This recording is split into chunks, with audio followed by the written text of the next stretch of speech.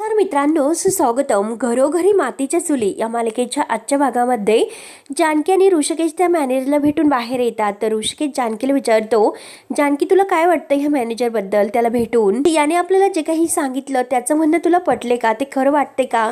त्यावर तर हे सर्व ऐकून जानकी म्हणते की नाही ऋषिकेश, मला त्यांचं म्हणणं नाही पटत. कारण तुम्ही बघितलंस का त्यांच्या बोलण्यात आणि वागण्यात कोणतंही असं तारतम्य नव्हतं. ते जे काही बोलत होते ते वेगळं होतं आणि वागत होते ते सुद्धा काही वेगळंच होतं. काहीतरी असं विचित्र विचार करत होते. त्यामुळे मला असं वाटतं की ते नक्की खोटं बोलतात म्हणून. त्यांना मकरनच्या बहिणीबद्दल काहीतरी माहिती आहे, परंतु ते आपल्याला सांगत नाहीत. तेव्हा मात्र आता ऋषिकेश म्हणतो की हो जानकी, मला सुद्धा हेच वाटते आणि ते मी त्यांच्याकडे बघून मात्र तोच विचार करतोय. तेव्हा खरोखर हा मॅनेजर आहे तर तो खोटं वागलेला असतो.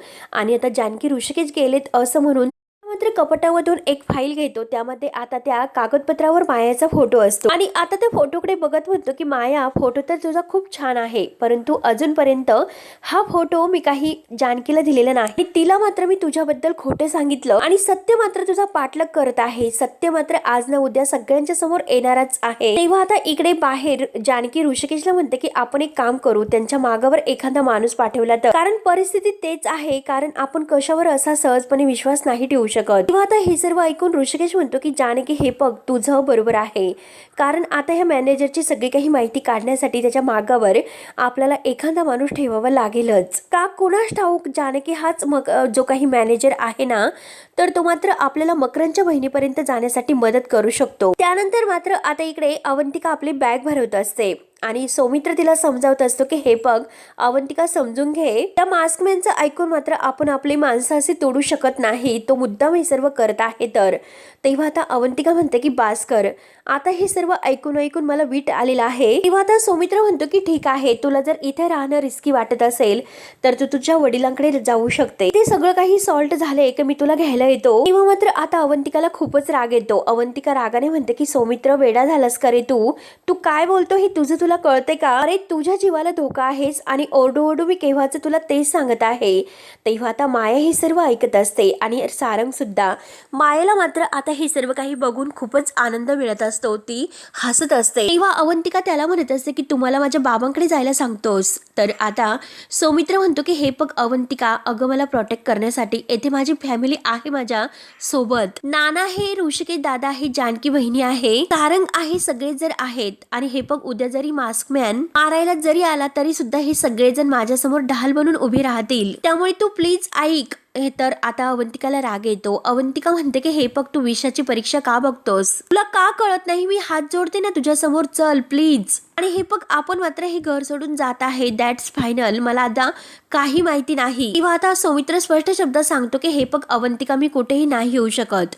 तुला जायचं असेल तर तू जाऊ शकते. आणि आता सौमित्र आपले जे काही कपडे अवंतिकाने बॅग मध्ये भरायला घेतलेले आहे ते कपडे सगळे काढून घेतो.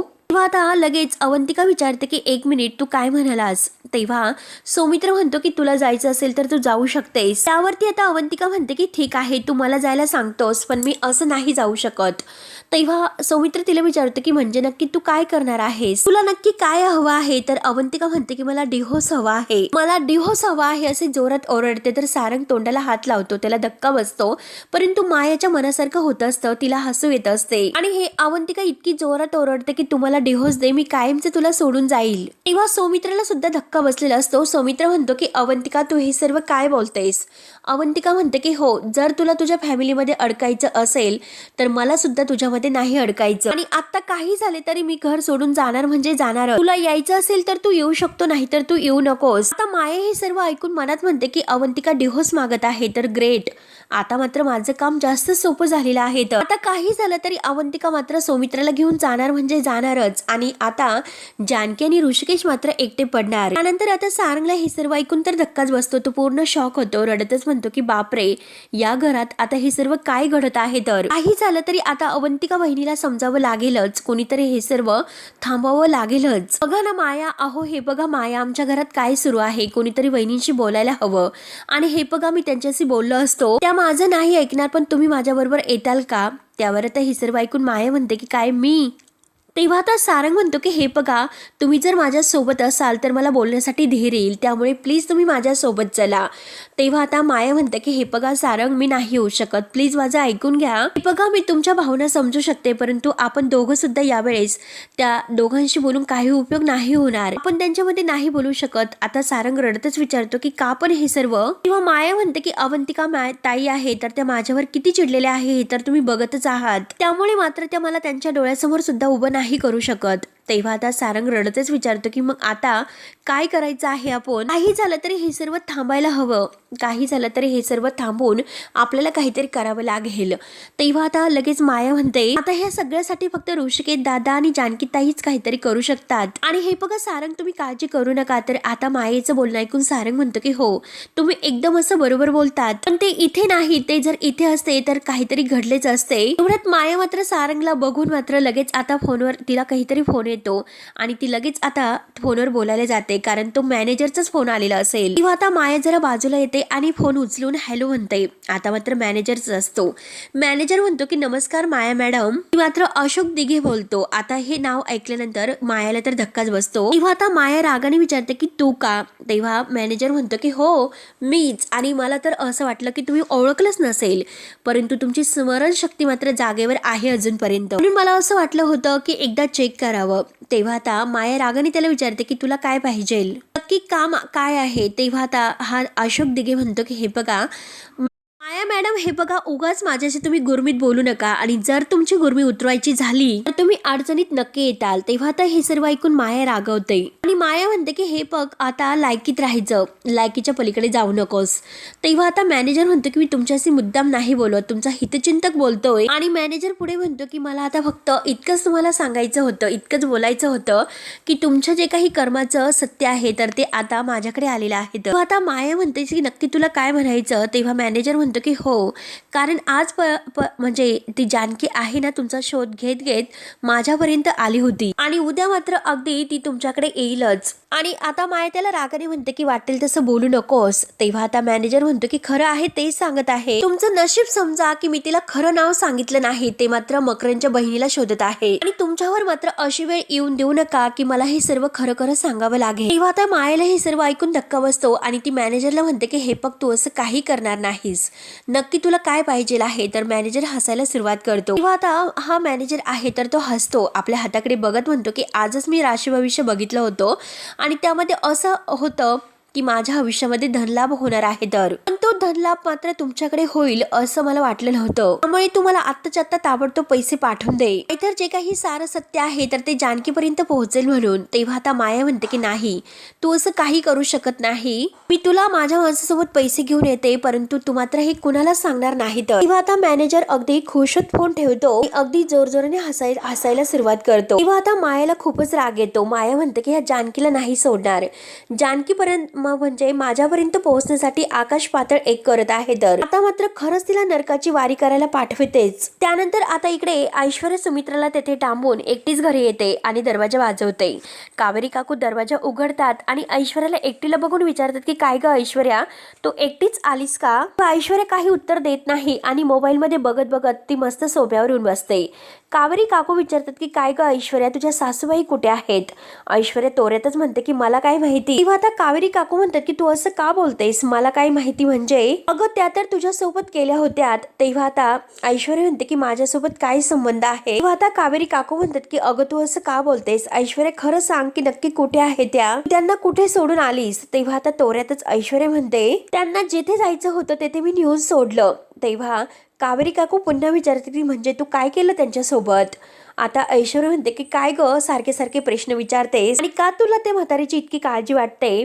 तर कावेरी काकू म्हणतात की अगं ऐश्वर्या तू असं का बोलतेस, अगं ते तुझ्या सासूबाई आहेत आणि किती अपेक्षेने मात्र त्या आपल्याकडे राहायला आल्या होत्या. हे बघ ऐश्वर्या मी तुला खरं सांगू का, अगं त्यांचं तुझ्याबद्दलचं मत सुद्धा आता बदललेलं होतं. मात्र आता हे सर्व ऐकून ऐश्वर्याला खूपच राग येतो. ऐश्वर्या बास करत आता कावेरीला शांत राहायला सांगते आणि म्हणते की याबद्दल मात्र आता तू इथून पुढे तुझं जे मत आहे ना त्यांच्याबद्दलचं तर ते बदलून टाकायचं, आणि तुझ्या ह्याच अगदी भोळेपणाचा फायदा उचलून त्या म्हातारीने आपल्याला फसवलेला आहे. ती म्हातारी काही भांडण करून इकडे आली नव्हती, तर त्या जानकीने मुद्दाम स्पाय करून आता त्या म्हातारीला आपल्या घरी पाठवलेलं होतं. आणि त्या म्हातारीला माझ्याच बेडरूम मध्ये राहायचं ही जी नाटकं सुरू होती ना, उगाच नाही तर ती म्हातारी मात्र माझ्या बेडरूम मध्ये राहून अगदीकडे सगळीकडे शोधाशोध सुरू करत होती, काहीतरी सापडेल म्हणून. नको त्या वयात नोकरी करायला निघाली होती ती, माझ्या अगेन्स्ट काहीतरी सापडते की नाही हे शोधायला. आणि आता मात्र त्या म्हातारीला मी अशा ठिकाणी नेऊन सोडलेलं आहे की जेथे तिला परत येण्याची वाटच सापडणार नाही. आता हे सर्व ऐकून कावेरी काकूंना धक्का बसतो. तर ऐश्वर्या आता पुढे म्हणते की तुझ्या त्या जानकी आहे ना लाडकी, तर तिने कितीही उड्या मारल्या तरी सुद्धा त्या म्हातारीपर्यंत ती नाही पोहोचू शकत, हे लक्षात घे. तेव्हा आता कावेरी काकूंना राग येतो. कावेरी काकू म्हणतात की हे बघ ऐश्वर्या, तुझं पालत्या घड्यावर पाणी आहे. तू मात्र आज जे काही वागली त्यामुळे सिद्ध झालेलं आहे. अगं ते तुझ्या सासूबाई आहेत आणि सासूबाई बरोबर असं वागताना तुला लाज कशी वाटली नाही. तेव्हा आता ऐश्वर्या म्हणते की माझ्या सासूबाई आहेत आणि आता मात्र त्यांना माझ्याशी असं वागताना शरम नाही वाटली का? ती सासू आणि कसलं काय माझ्याच घरामध्ये येते आणि माझ्याच पाठीमध्ये खंजीर खुपसते आणि हे बघ ती माझी खूप मोठी गद्दार आहे. आणि तुला सुद्धा एक गोष्ट सांगून ठेवते, त्या म्हातारीला दया दाखवायला जायचं नाही आणि यावेळेस मात्र मी तिचा बरोबर बंदोबस्त करेल. आणि एक गोष्ट लक्षात ठेवायची, आणि ती कुठे आहे हे फक्त आणि फक्त मलाच माहिती आहे. तर आता हे सर्व ऐकून कावेरी काकू ऐश्वर्याला म्हणतात की ऐश्वर्या, अगं तू अशी का वागतेस? ऐश्वर्या जोरात ओरडते की कारण त्या सगळ्या रणदिव्यांना मला माझ्या पायाशी आणायचं आहे, तर आणि जे मला हवं आहे तर ते काही झालं तरी मी मिळवणार म्हणजे मिळवणारच. आणि यापुढे मी तुला जे काही सांगत आहे तर ते तसंच वागायचं आणि तसंच करायचं आहे. तर मात्र कावेरी काकूला म्हणते की हे पग जास्त आगाऊपणा करून जानकीला हे सर्व सांगायचे नाही, कळले ना तुला? तेव्हा आता कावेरी काकू सुद्धा रागाने म्हणतात की ऐश्वर्या, अगं ऐश्वर्या का तू असं वागतेस ग? मी तुझ्यासमोर हात जोडते. म्हणून कावेरी काकू हात जोडून उभ्या राहतात आणि म्हणतात की हे पग अगं असं वेड्यासारखं वागू नको. अगं थोडं तरी जे काही चुका केलेल्या आहे तर त्या चुकांना सुधार. अगं निदान तुझ्या पदरात पुण्य तरी पडेल. तेव्हा ऐश्वर्या रागाने म्हणते की नकोय, मला पुण्य वगैरे काही नकोय, मला फक्त आणि फक्त बदला घ्यायचा आहे. तर काही झालं तरी शेवटी तो बदला मी घेणार म्हणजे घेणारच. त्यानंतर आता इकडे सारंग जानकी आणि ऋषिकेश येण्याची वाटच बघत असतो, कारण सौमित्र आणि अवंतिका ह्या दोघांचं जे काही भांडण सुरू आहे ते बघून सारंगला खूप टेन्शन येते. आणि तेवढ्यात जानकी आणि ऋषिकेश घरी येतात. सारंग धावत त्यांच्याजवळ येतो आणि म्हणतो की दादा, अरे बघ ना ते दोघं किती भांडतात. त्या अवंतिका वहिनी सौमित्र दादा यांचं खूप भांडण झालेलं आहे आणि अजूनपर्यंत ते भांडतात. चल. तेव्हा आता ऋषिकेश म्हणतो की हे पग, अरे सारंग तू अगोदर शांत हो ना. सारंग म्हणतो की कसं शांत होऊ मी? अरे अवंतिका वहिनी घर सोडून जायचं म्हणतात. आता हे ऐकून जानकी आणि ऋषिकेश यांना धक्का बसतो. दोघंही म्हणतात की काय बोलतात? तेव्हा आता माया सुद्धा तेथे असते आणि लताबाई सुद्धा. तर सारंग म्हणतो की हो वहिनी, तू तरी एकदा बोल त्यांच्याशी प्लीज. दादा वहिनी त्यांना थांबवा, ते घर सोडून जायचं म्हणतात. तेव्हा आता ऋषिकेश म्हणतो की सारंग हे बघ तू शांत हो बरं, आम्ही बोलतो त्यांच्याशी. आणि तेवढ्यात हाताला धरून मात्र अवंतिका ही सौमित्राला घेऊन बाहेर येते. सगळेजण त्यांच्याकडे पाहत असतात आणि दोघांच्याही हातामध्ये बॅग असतात. तर आता हे बघून मात्र जानकी आणि ऋषिकेश विचारतात की काय नक्की काय तुम्ही दोघे कुठे निघालात असं आम्हाला न सांगतात. तेव्हा आता सौमित्र म्हणतो की आम्ही कायमचं मुंबईला चाललो. हे ऐकल्यानंतर आता ऋषिकेश जानकी यांना धक्काच बसतो. तेव्हा आता जानकी विचारते की हे सर्व कोणी ठरवलं? तर अवंतिका तोऱ्यात म्हणते की मी ठरवलं. हे बघा हा माझा डिसिजन आहे, त्यामुळे कुणी त्यामध्ये आता काही म्हणू नका. आता लताबाई तर तोंडाला हातच लावते. माया सुद्धा तेथे असते. मायाचे तर अगदी मनासारखं होत असतं. तेव्हा आता ऋषिकेश म्हणतो की अवंतिका काय हे? तर सौमित्र म्हणतो की दादा प्लीज, उलट जाता जाता वाद नकोय, कारण जर अवंतिकाने जाता जाता तुम्हाला दुखावले तर त्या गोष्टीचं मला खूप वाईट वाटेल. त्यामुळे मात्र आपण ह्या विषयावर चर्चा करायला नकोय, मला जाऊन द्या. आता ऋषिकेश स्पष्ट शब्दात म्हणतो की कोणी कुठेही नाही जाणार. हे बघा अवंतिका आणि सौमित्र, तुम्ही तुमच्या बॅग घ्या आणि वरती जा, कुठेही जायचं नाही. तेव्हा आता लगेच ऋषिकेश मात्र सौमित्राला म्हणतो की अरे काय बोलतोस मी? तू ऐकलं नाहीस का? म्हणजे याचा अर्थ असा तू की माझा शब्द नाही ऐकणार, तू माझा शब्द मोडत आहे. तर तेव्हा आता सौमित्र म्हणतो की दादा प्लीज, अरे माझा नाईला समजून घे. त्यावरती ऋषिकेश म्हणतो की अरे ही जी काही सिच्युएशन आहे तर ती तुम्ही दोघांनी समजून घ्यायला हवी. अरे आता ही वेळ अशी आहे की आपण एकमेकांसाठी उभं राहिलं पाहिजे. अरे आता आपण लढायला हवं आणि तू लढायचं सोडून मात्र शस्त्र मागे टाकतो आणि तेथून पळ काढतो. त्यामुळे आज मात्र माझ्या समोर जो सौमित्र आहे त्याला मी नाही ओळखत. माझा सौमित्र कसा आहे की धाडसी शक्ती आहे, शूरवीर आहे, माझा सौमित्र माझा स्वाभिमान आहे, माझा अभिमान आहे आणि तोच माझी ताकद आहे. तू सांग या लढाईत मात्र माझा सौमित्र माझ्यासोबत नसेल तर मी कसं लढेल बरं? मग तू सांग की तुला तुझा दादा हरला तर चालेल का? तर सौमित्र नाही म्हणतो. तेव्हा अवंतिका म्हणते की हे बघा दादा, प्लीज मी तुम्हाला अगदी रिक्वेस्ट करते की सौमित्रला तुम्ही इमोशनल ब्लॅकमेल करू नका, प्लीज आम्हाला जाऊन द्या. तर आता जानकी म्हणते की अवंतिका तुम्ही कुठेही नाही जाणार. आणि काय ग अवंतिका, हा विचार का करतेस ग तू? ते पण अगदी अंतिम टप्प्यात आलेलं असताना तू हा विचार करतेस. आणि हे बघ अवंतिका, आपण आता या क्षणाला एकत्र असणं खूप महत्वाचं आहे. तेव्हा लगेच ऋषिकेश म्हणतं की हो तेच मला वाटतं. अवंतिका म्हणते की आता नाही. तर जानकी म्हणते की हो मला माहिती आहे की त्या मास्कमॅनने धमकी दिल्यापासून तू घाबरलेली आहे, पण तू आणि सौमित्र भाऊजी हे सगळेजण एकटे नाहीत, आम्ही सगळेजण तुमच्या सोबत आहोत. तू सांग की का घाबरतेस तू? आणि हे बघ आपल्या डोक्यावर मात्र अगदी टांगती तलवार आहे आणि ती दूर करण्यासाठी आम्ही धडपडत आहोत. अवंतिका म्हणते की काय धडपड करतात, सांगा की काय धडपड करतात तुम्ही? तेव्हा मात्र आता लगेच ऋषिकेश म्हणतो की अवंतिका, अगं मकरनच्या बहिणीचं नाव आम्हाला समजलेलं आहे. माया लगेच पटकन विचारते की तिचं नाव काय आहे. तर सगळेजण मायाकडे पाहत असतात. मात्र आता सगळेजण बघत असताना आता माया थोडी शांत होते आणि म्हणते की काय नाव आहे तिचं.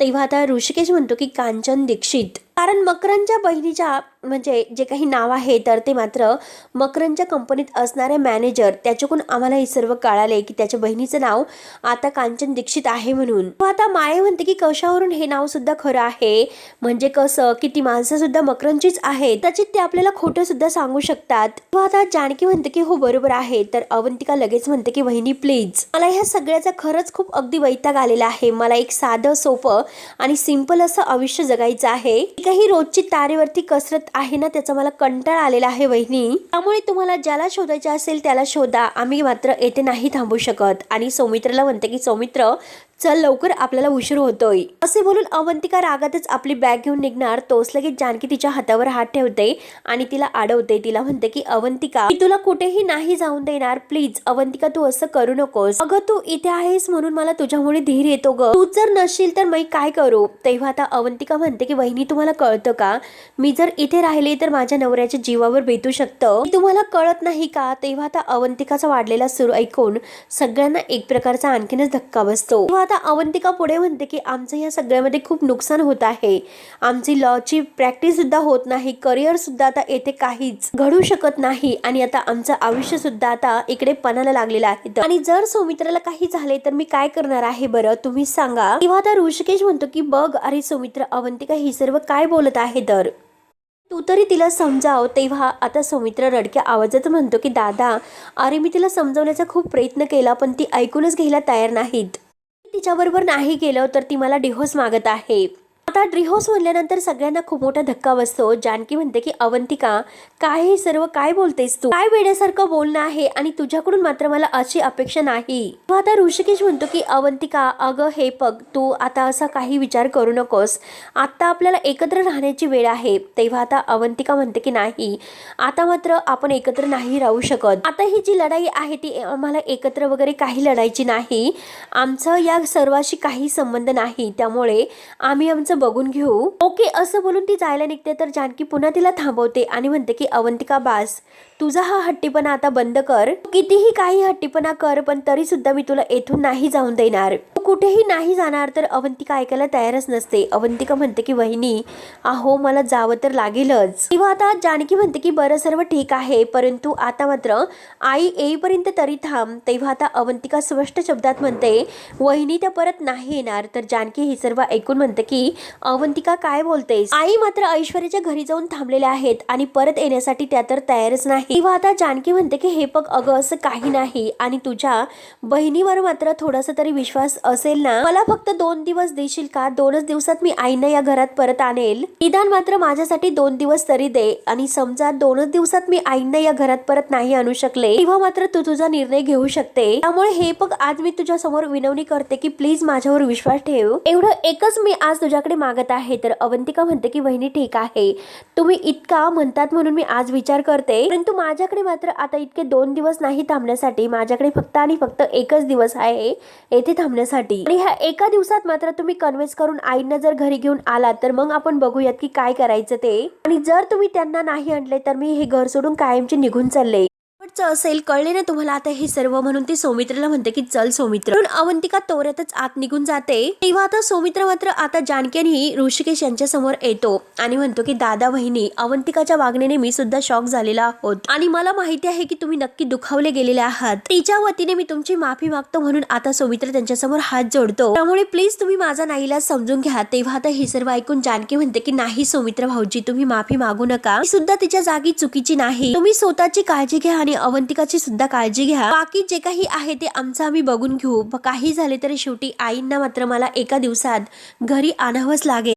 आता मात्र ही लताबाई विचारते की अगं पण जानकी हे कसं शक्य आहे, तू एका दिवसात सुमित्रा आईंना कसं घरी आणशील. आता माया मात्र आता मनात म्हणते की ही जानकी आता सुमित्राला शोधण्यामध्ये मग्न होईल. तेवढ्यात मला त्या संधीचा फायदा घेऊन मॅनेजरला गप्प करावंच लागेल. इतर तो मॅनेजर आहे तो सुद्धा माझ्या विरोधात जाऊ शकतो. हे झालं तरी आता त्याला पैसे तर पाठवावे लागतीलच. त्याला असं संपून नाही चालणार, त्याच्यावर लक्ष ठेवावंच लागेल. तो आता माया विचार करत असते आणि जानकी तिच्याकडे बघत असते. तर मित्रांनो शेवटी हा भाग येथे संपतो. पुढील भागामध्ये अवंतिका आणि जानकी या दोघींचा हा प्लॅन असतो. अवंतिका जानकीला भेटते.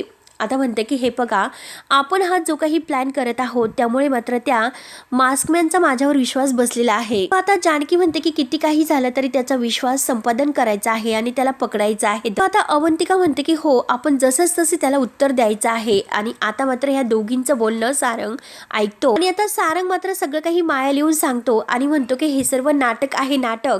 आणि हे दोघी कशासाठी करतात तुम्हाला माहिती आहे का? मास्कमॅनला पकडण्यासाठी. कुणाला मात्र सांगू नका. तेव्हा आता माया सारंग समोर हसते आणि नाही असं म्हणते. आता माया म्हणते की जानकी आणि अवंतिका प्लॅनची सुरुवात तर तुम्ही केलेली आहे, तर त्याचा शेवट मी करणार. त्यानंतर आता इकडे सुमित्रा मात्र आता कुठे ठेवलेली आहे याचा जाब विचारायला जानकी आता ऐश्वर्याच्या घरी येते. तिचे हात वगैरे बांधून तिला लोटून देते आणि म्हणते की सांग आई कुठे आहे. तर आता तिला ढकलून वगैरे दिल्यानंतर ऐश्वर्या म्हणते की त्याचा शोध तुम्हाला कधीही लागणार नाही. तेव्हा आता जानकी इतकी भडकते आणि रागाने मात्र तिच्या हातामध्ये जी काही वस्तू आहे तर ती मात्र मारायला ऐश्वर्याला येते. तर मित्रांनो आता जानकीने एक वाघीण बनून ऐश्वर्यावर डरकाळी फोडलेली असते. तर आता पुढे काय होतं हे बघण्यासाठी आपल्या चॅनलला नक्की सबस्क्राईब करत राहा. धन्यवाद.